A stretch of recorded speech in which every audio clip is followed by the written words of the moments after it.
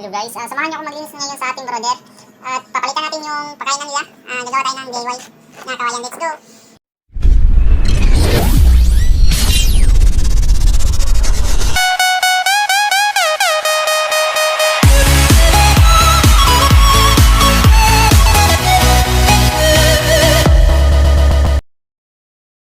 So dito guys, nagkape muna ako bago natin linisin ang ating brother at gagawa ng DIY na kainan ng ating sis. Let's go! At dito guys, bubuksan natin ating brother at kunin natin ating sisiu para makapaglinis na tayo.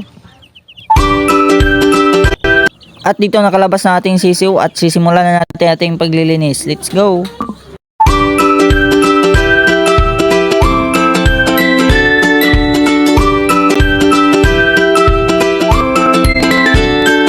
Pagkatapos natin maglinis ng ating brother, tatakpan natin para mainitan. Pagkatapos kung takpan ng ating brother, gagawa naman tayo ng DIY na pakainan ng ating sisiu. Patin muna natin ang kawayan. Tapos putulin na natin.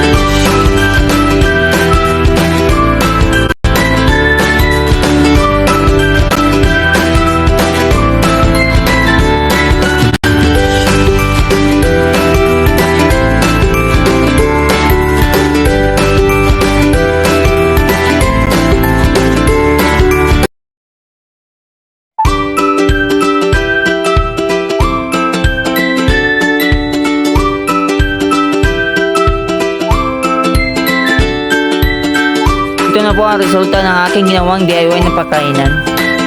At ilagay na natin sa ating brother. Lagyan natin ng pagkain. Lagyan ko na din ng bell pepper at tubig. Kinuha ko na din ng sisiu at tinakpan ko na.